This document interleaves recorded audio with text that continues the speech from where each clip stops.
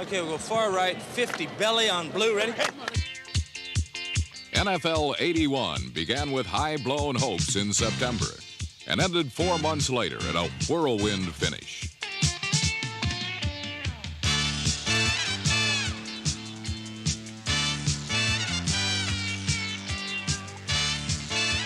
There were more teams grabbing for a piece of the playoffs than ever before.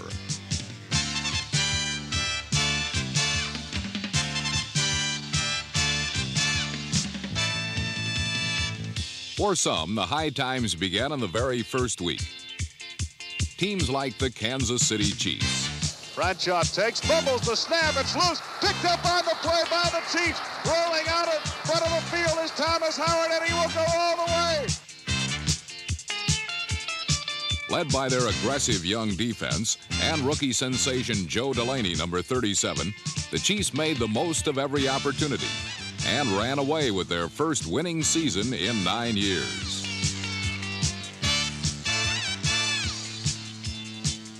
The Philadelphia Eagles began the season like a rising rocket, winning their first 6 games.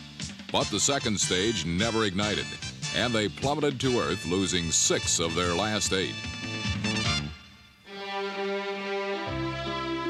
Few bubbles burst quite so dramatically as the defending world champion Oakland Raiders. In 1980, number 16 Jim Plunkett had come off the bench to lead Oakland to a Super Bowl title. But in 1981, Oakland finished under 500 for the first time in 17 years. In the middle of the season, the Raiders collapsed completely and were shut out in 3 consecutive games. 1981 was a year in which hard times often brought out the best in people. The Miami Dolphins lost their starting linebacker in a car accident, and their first-round draft choice defected to Canada. But they responded to the leadership of their coach Don Shula and rewarded him with a surprising AFC Eastern Division title.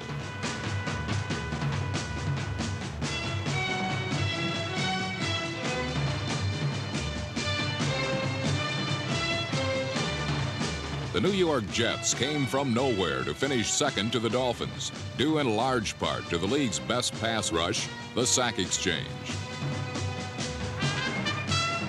En route to their first winning season in over a decade, these Jets showed character in the clutch. Come on, New York! Don't give up, New York! Get tough, New York! Give it to us, New York! 21 seconds remaining. These fans are on their feet as Todd is back to pass. He's looking into the end zone. Touchdown! New York won a wild card playoff berth, and so too did the Buffalo Bills. Propelled by the most explosive offense in franchise history, Buffalo won games in ways that no one thought possible. Now Ferguson wants the crowd to quiet down. 12 seconds left. Dropping back in the pocket, looking. There's the Hail Mary, headed for the end zone, and it is caught for a touchdown! Caught for a touchdown! I don't believe it! Caught for a touchdown! I don't believe it either. Incredible! A remarkable play. Never in my life have I seen an ending like this one. What a finish! Just as there were unexpected winners, there were unexpected losers as well. Incredible!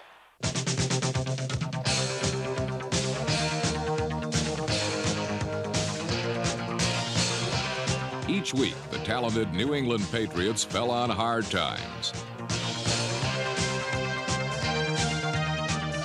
And when they met the Baltimore Colts on the season's last Sunday, history was made.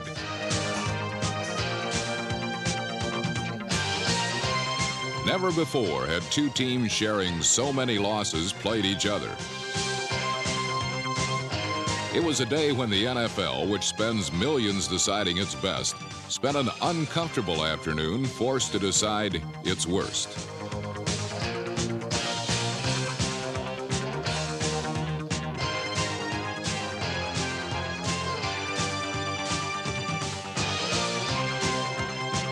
The Patriots lost, and thus earned a special place within a special season, NFL 81.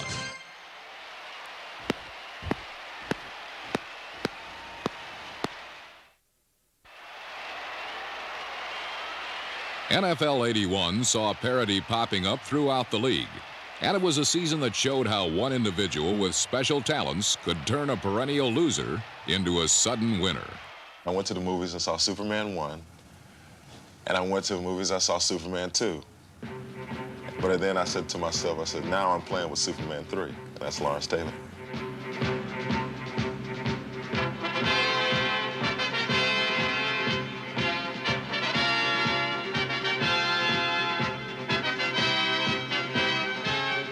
The feats of Taylor and his teammates left Giants fans in awe as they won a playoff berth for the first time in nearly 2 decades.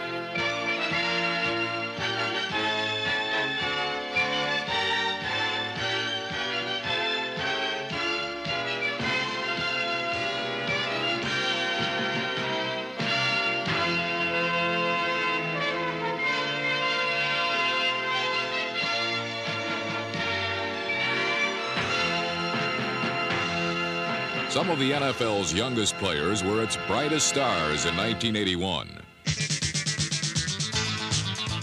Number 38, George Rogers of New Orleans, led the NFL in rushing and reaped a harvest of Rookie of the Year honors.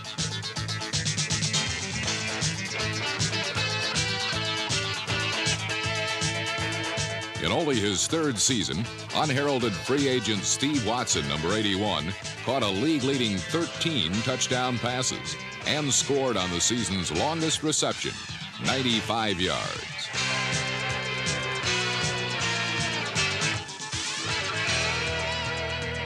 When second-year quarterback Eric Hipple assumed command of the Detroit Lions in the season's 7th week, the Lions soared into contention in the NFC Central.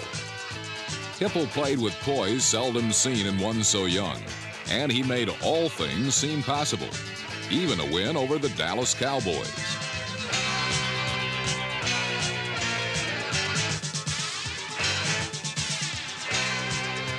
Left with only 11 seconds, but with 12 men, the Lions upset the Cowboys on the game's very last play. Coming in is Ed Murray. He's in there now. 8 seconds, 7 seconds. It'll be from the 37. Here's the kick, and he boots it, and it is good! And the clock runs out. Will you believe the finish of this one? Hipple's grin, grit, and enthusiasm rejuvenated Detroit. But in the end, the Lions could not overcome a spirited mutiny in the Central Division, led by number 12 Doug Williams and his Tampa Bay Buccaneers.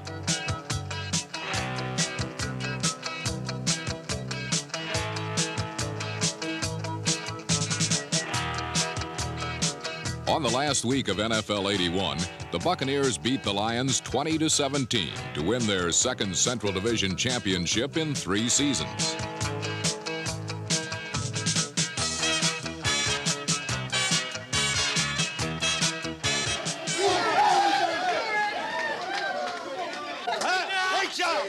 In a year when almost every team had its highs and lows, the Dallas Cowboys remained a fixed star. Once again, the Cowboys used their muscle and mystique to make the playoffs for the 15th time in the last 16 years. And their 16th consecutive winning season included another Eastern Division championship.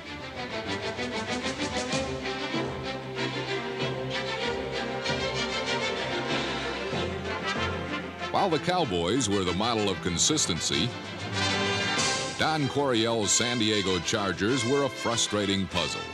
Their offense had the right combination, gaining more yards than any team in the history of the NFL.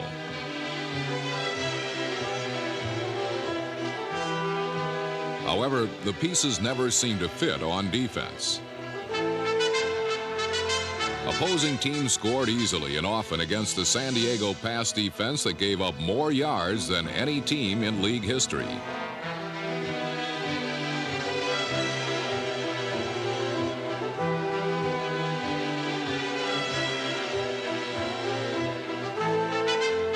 Led by quarterback Dan Fouts, the Chargers were the highest-scoring team in the league. But whatever their magnificent offense earned, their dreadful defense gave away. Between these extremes, however, the Chargers won the AFC West and earned the right to meet the Dolphins in the playoffs. On a hot, humid night in Miami, the Chargers' entire season was summed up in a single game.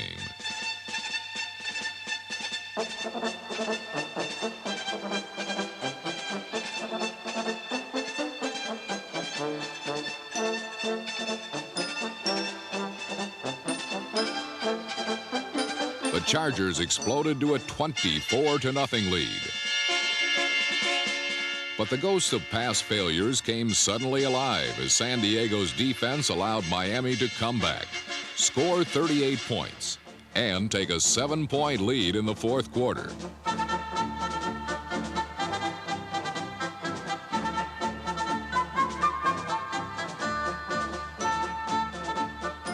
Despite a bruised shoulder, a pinched nerve, and a case of heat exhaustion, All-Pro tight end Kellen Winslow caught 13 passes for 166 yards and 1 touchdown. Always recognized for his great skill, now it was number 80's courage that carried his team through their greatest challenge.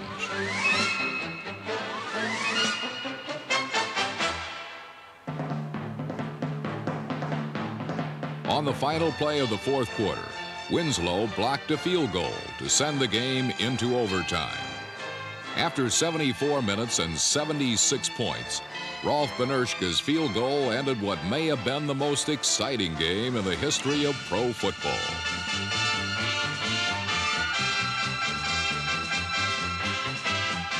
In 1981, the San Diego Chargers were not a team of destiny. But as this victory proved, they certainly were one of daring and drama.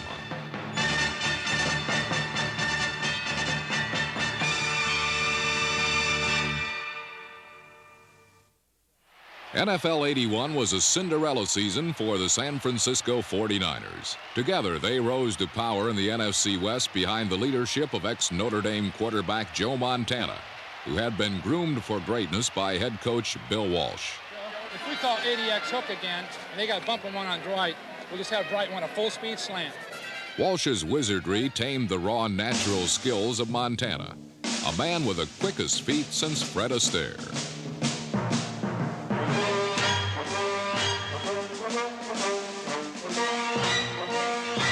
Always on the move, Montana's favorite target was Dwight Clark, number 87, who caught over 80 passes for the second year in a row.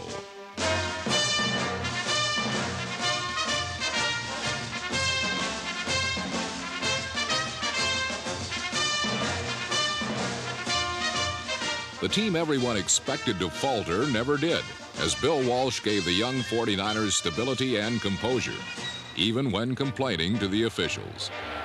You guys made an error there. That was a lateral from upstairs.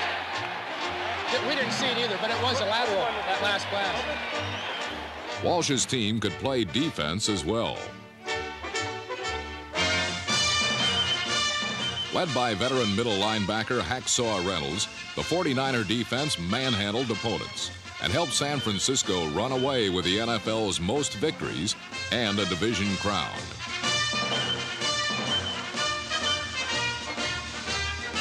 The 49ers raced from obscurity into the NFC Championship, where they faced the mighty Dallas Cowboys.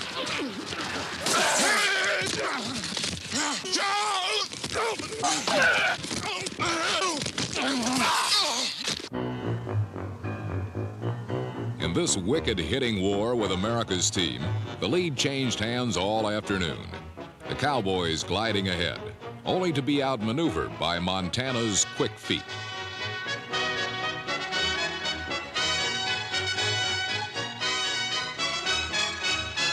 With 4.5 minutes remaining and Dallas clinging to a 6-point lead, the Cowboys went to a prevent defense with 6 defensive backs.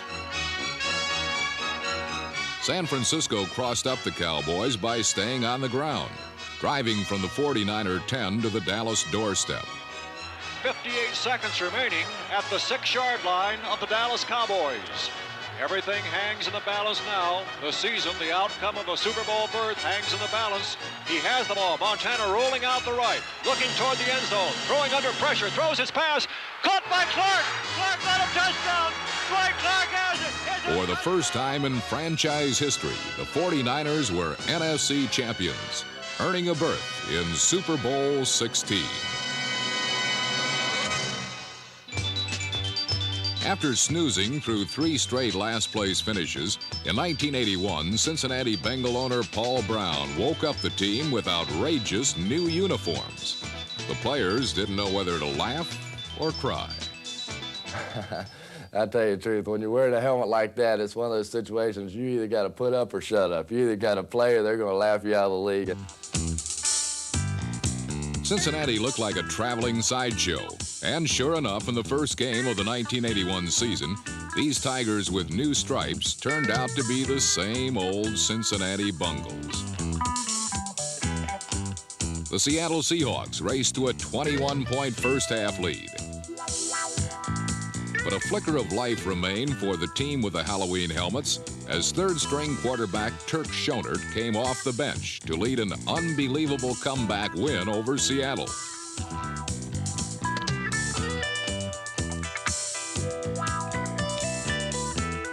This victory lifted the curse off the Bengals, who were led by unsmiling Forrest Gregg, a Hall of Famer as a player, and a stern disciplinarian in the model of his former coach, Vince Lombardi. Boy, I'll tell you what, Pat kicks like somebody with a busted knuckle. Great kick, Pat, great kick. I hope you do that in the Pro Bowl. Forrest Gregg was tough. Well, kick the damn thing, for sake. And as the season progressed, he watched his young team take shape.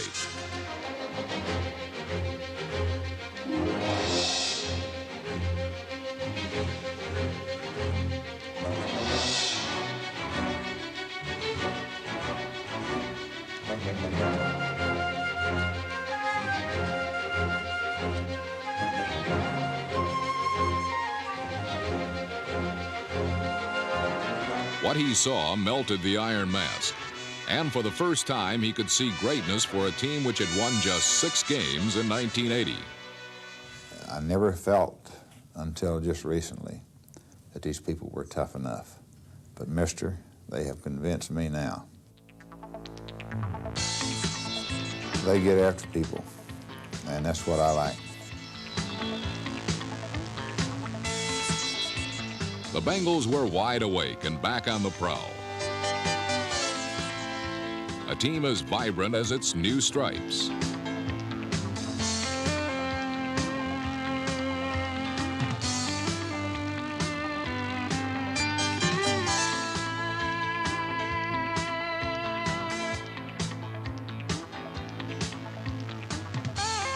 After years of playing with great skill, quarterback Kenny Anderson now played with heart.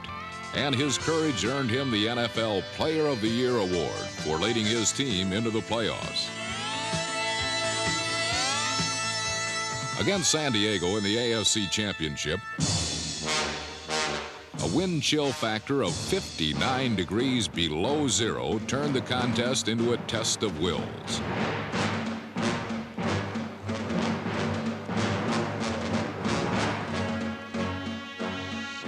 San Diego's famed Air Coryell failed to navigate the turbulent Arctic headwinds.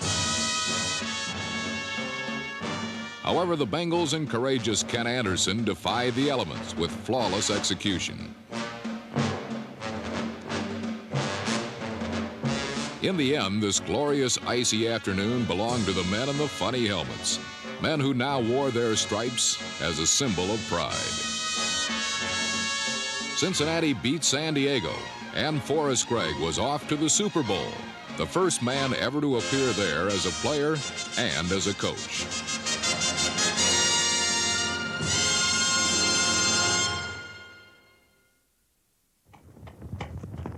Super Bowl 16 featured 2 teams that were new to the event. And when the San Francisco 49ers met the Cincinnati Bengals, each pulled out all of the stops in pursuit of their first world title.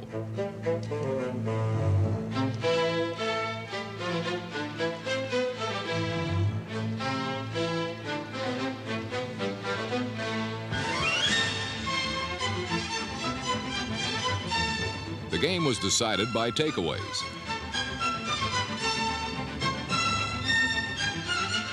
The Bengals committed 4 costly turnovers, and the 49ers turned them into the largest halftime lead in Super Bowl history, 20-0.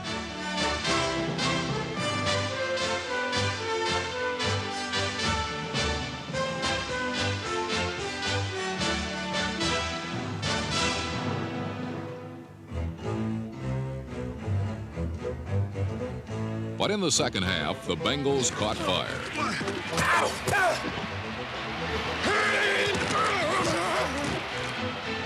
Their comeback hopes blazed to life as Kenny Anderson led them to a 21-point second half.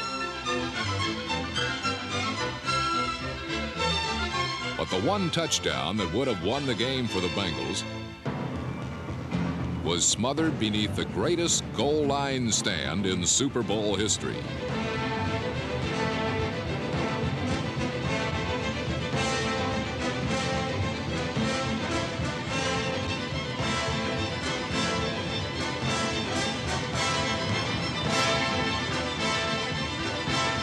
Four times, the 49ers arose to turn back the Bengals.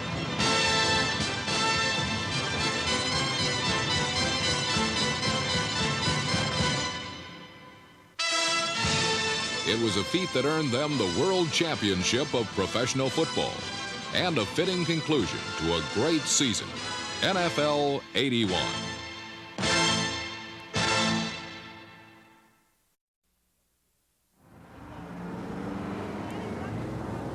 Good morning, 4 News Radio 95. In the city right now, the relative humidity is 66%, southwesterly winds at 21, giving us a wind chill factor of 25 degrees below zero. Hey, Super Bowl hats here. Both team hats here. High winds and very cold temperatures are the main factor to contend with a wind chill index 25 to 35 below zero and strong winds.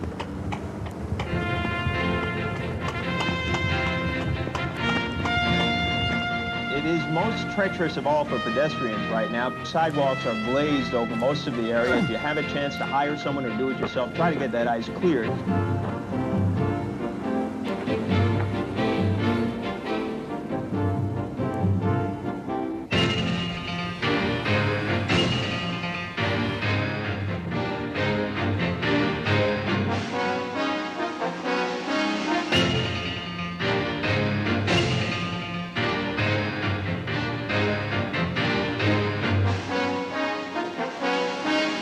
Perhaps in one respect, Detroit's Silverdome was an appropriate site for the Cincinnati Bengals to meet the San Francisco 49ers. Both teams had come in from the cold to feel the warm glow of success after years of bitter disappointment and failure. Neither team had ever appeared in a Super Bowl before, and they arrived in markedly different frames of mind. The 49ers appeared confident and relaxed. Coach Bill Walsh set the mood for his team earlier in the week when he donned a bellman's uniform and helped his players with their luggage.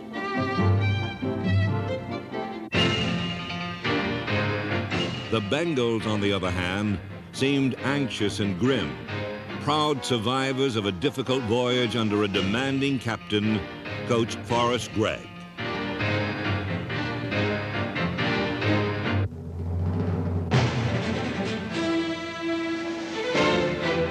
Super Bowl history suggests the team that scores first wins the game. It had happened in 13 of 15 previous Super Bowls, and when Amos Lawrence of the 49ers fumbled away the opening kickoff, the Bengals had a chance to test that statistic. But they blew the test and then would become a victim of it. With the ball on the San Francisco 10-yard line, Kenny Anderson's pass was intercepted by Dwight Hicks, who returned the ball to the 32. From there, the 49ers would begin their quest for that all-important first touchdown that in Super Bowls past had usually shaped the action for the rest of the game.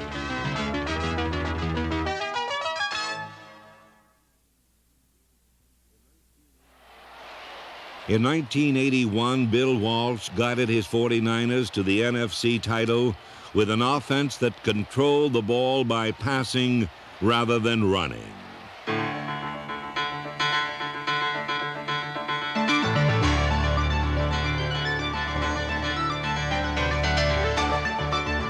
In Super Bowl 16, 5 of the first 6 49er plays were passes. When they crossed midfield, the 49ers unveiled another aspect of Walsh's diverse game plan. An exotic flea flicker pass from Joe Montana to Charlie Young gained 14 yards. 3 plays later, Walsh had another surprise for the Bengals. The 49ers left tackle, Dan Audick, moved over to the right side and lined up between guard Randy Cross and tackle Keith Farnhorst, giving the 49ers 4 blockers on the right side while leaving just 2 on the left. Bill Ring gained 7 yards running out of this unbalanced line. It was a little thing, but in Walsh's meticulous, precise offense, it is the sum of little things that count. A short pass to Freddie Solomon left the 49ers 1 yard away from the all-important first touchdown of Super Bowl 16. Calling his signals is Joe. He's going to sneak it. He's in. A 49er touchdown. The 49ers are on the board, and they made it look rather easily as they went 68 yards to score. Super Bowls often bring out the little old lady in mighty football teams, but the 49ers protected their lead with a defense that was just as daring and creative as their offense. Fred Dean, number 74, the all-pro defensive end, was used once as a roving linebacker in the first quarter. Dean's blitz was picked up, but Keena Turner got in for the sack.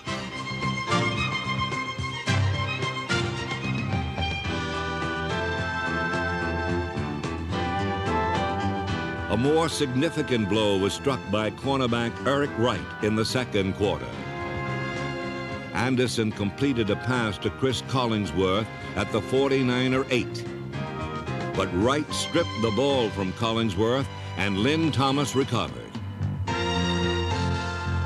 The ball-hawking 49er secondary had again snuffed out another Cincinnati scoring opportunity. Brown right slot, F right, halfback counter, 14-0. The 49ers took over the ball 8 yards from their own goal line. And from there began the longest touchdown march in Super Bowl history.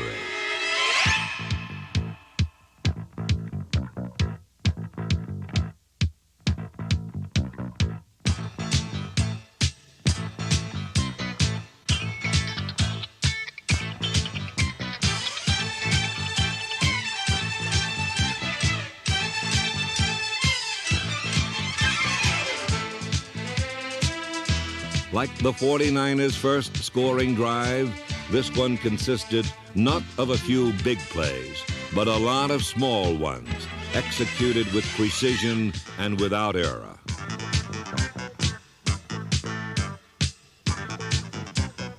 With the ball on the Bengal 11, the 49ers called a play they hadn't used in 2 years. Here's Montana throwing toward the end zone. Caught on the run by Cooper. He's got it. He's into the end zone. A 49er touchdown. Earl Cooper dripped it off into the left flat. Nobody picked him up over there. And a very, very well-conceived 49er offense has resulted in 3 or 4 wide-open receivers this afternoon. The pass play that ended this 92-yard drive began with Earl Cooper faking a dive into the line. Freddie Solomon and Mike Schumann, the wide receivers on the left side, lured 3 defenders into the end zone. Then Cooper slipped unguarded into their vacated area to receive Montana's short pass.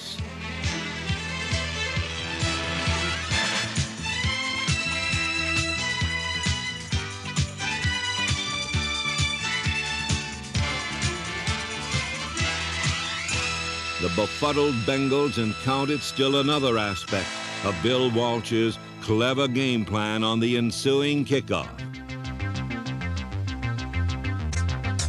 David Versa misplayed Ray Wershing's squib kick, and the resulting poor field position led to a 49er field goal that made the score 17-0 late in the second quarter. Walsh had discovered this unique kickoff in the season's opening game in Detroit, when an injury had prevented Wershing from booming his kicks.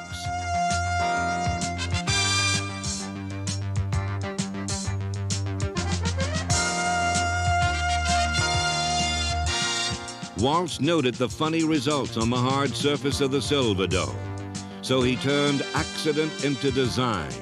And with 15 seconds left in the first half of Super Bowl 16, the Bengals fumbled Wershing's second squib kick, and the 49ers recovered.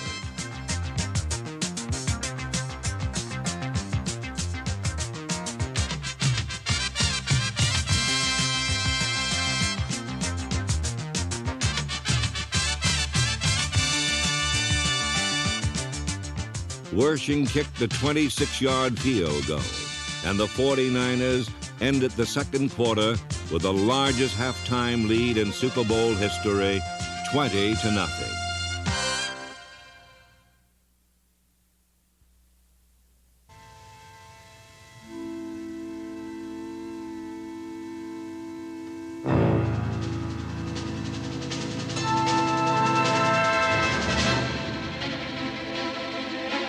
Like a smoldering fire, the Bengals could be smothered by another mistake or fanned to life by a touchdown.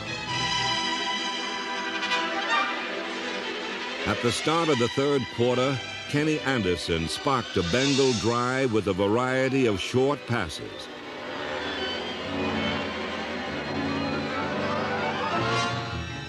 Then he culminated the 83-yard march with a 5-yard scramble for Cincinnati's first touchdown.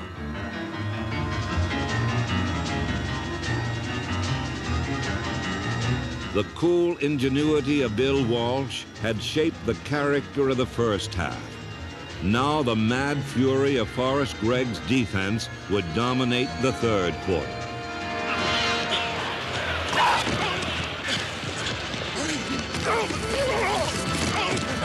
It out! Get him again!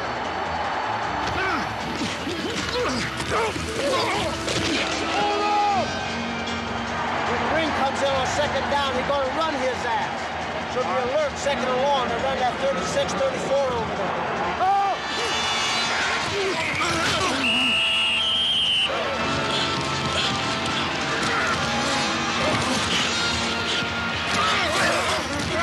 In the third quarter, the 49er offense was limited to 8 plays for a grand total of 4 yards. The guy's playing so loose. He's playing the inside, take it up and break it. Don't chase him in. You're getting yourself covered by the inside linebacker. On the bend in? On the out route, on the 63. Late in the period, a 49-yard bomb from Anderson to Collingsworth put the Bengals in position to score their second touchdown. With the ball on the 5-yard line, the 49ers committed what could have been a costly error.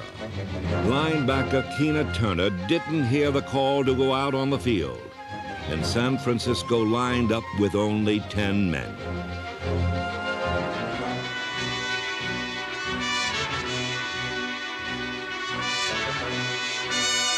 Pete Johnson was held to just 2 yards, but it was enough for a first down, and set the stage for the greatest goal line stand in Super Bowl history. Like the game itself, the outcome of this goal line stand would be determined by a collection of small things, some done well, some not. With it first down and goal to go at the 3, 49er tackle John Coma was not blocked. A missed assignment allowed him a clean shot at Pete Johnson, and with help from Danny Buns, Coma held the huge fullback to a 2-yard gain. Second down and 1 from the 1. Watch center Blair Bush, number 58, make a leaping but futile attempt to reach Jack Reynolds, number 64. Bush was too late, as Reynolds anticipated the play and delivered a stunning blow that helped stop Johnson for no gain. Bush would have preferred not to jump, but he was forced to by the charge of Archie Reese, and by the time he landed, Reynolds was on his way to the ball carrier. Actually, there were 2 missed blocks on this play. Anderson had called a blocking audible at the line of scrimmage. The man in motion, David Versa, was supposed to block Craig Pookie, but Versa didn't hear the audible, and Pookie jammed the play for no gain.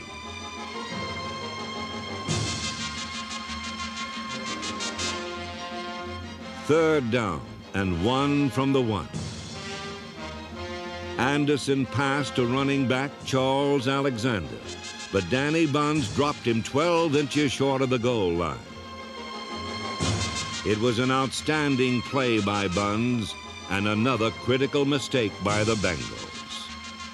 The play called for Alexander to get into the end zone before he turned for the ball, but he made his cut too short, and Buns made him pay for his mistake by tackling him immediately.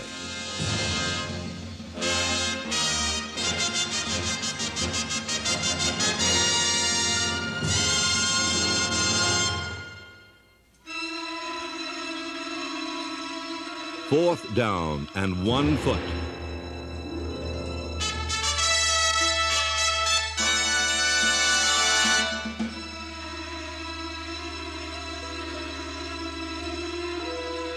The Bengals now as Ken Anderson is ready from the 2-foot line, calling signals on 4th down, has the ball, hands it off. He's met at the goal line. I don't believe he got in. I don't believe he's in there. The 49ers have held, and listen to the Niners crowd across the way.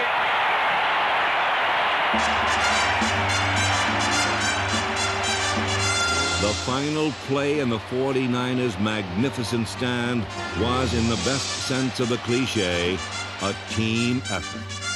Reynolds, Buns, and Ronnie Lott converged on Johnson and stuffed him at the line of scrimmage.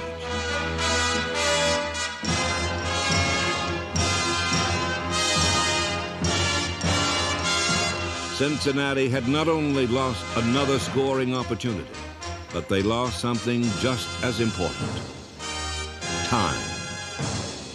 With only 1 quarter left to play, the 49ers led 20-7. All right, let's play football. Although time was running out on the Bengals, their fighting spirit never flagged. Come on, O-line!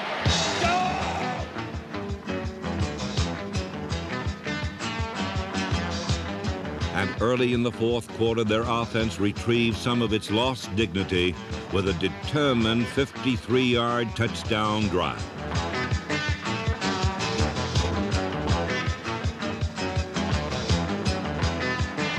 Anderson will go back to throw. Looks, fires into the end zone. Touchdown to Dan Ross.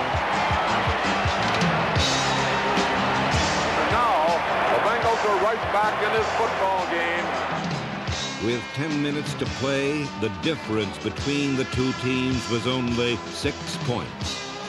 And the greatest comeback in Super Bowl history suddenly seemed within the grasp of the surging Cincinnati Bengals.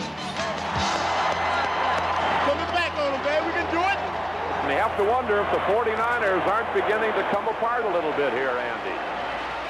All day long, the 49ers had consistently made the little plays. Now they needed a big one. They got it when Joe Montana passed to Mike Wilson for a 22-yard gain.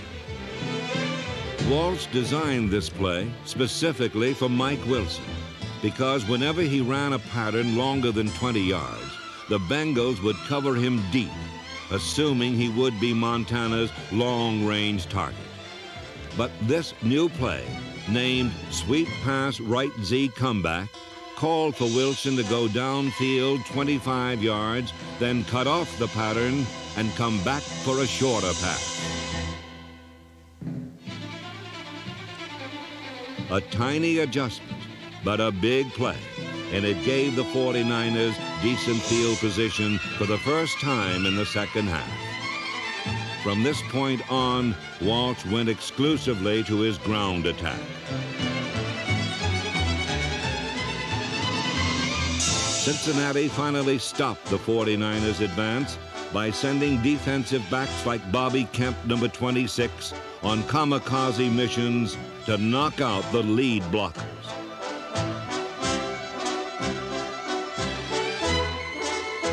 The Bengals had given up too much ground, however, and Ray Wersching's 40-yard field goal restored strategic control of the game to the 49ers.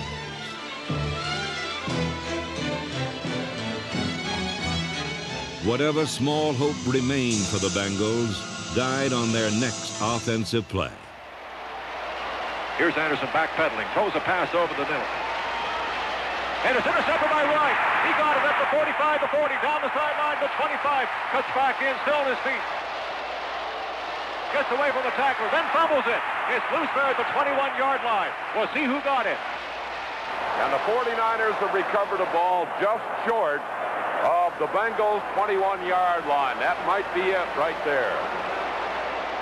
Eric Wright's interception led to Wersching's fourth field goal, which increased San Francisco's lead to 12 points with just 2 minutes to play. Now the Bengals were battling not only the fired-up 49ers, but an even more relentless enemy, the clock. Run, clock, run!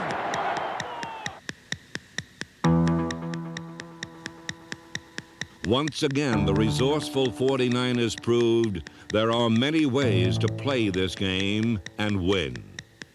They let Anderson complete his passes in the center of the field, but never allowed his receivers to catch the ball near the sideline and stop the clock. So, as Anderson gained yards, he lost time. With 16 seconds left, the Bengals scored on a pass from Anderson to Dan Ross.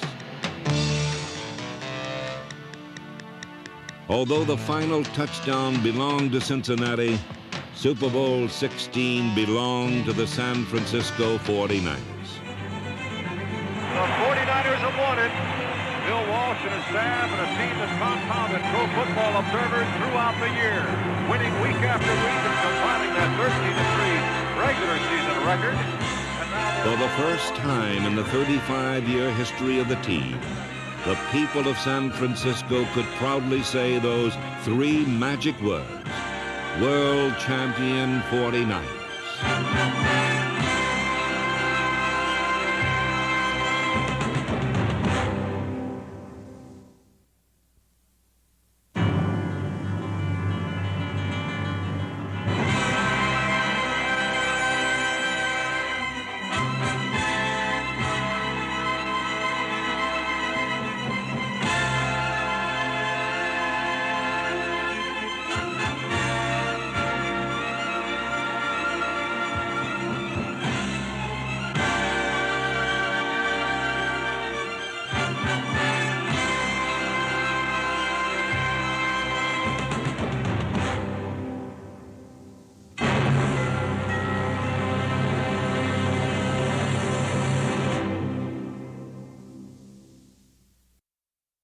This NFL Films production has been brought to you by the National Football League. The NFL is online at www.nfl.com.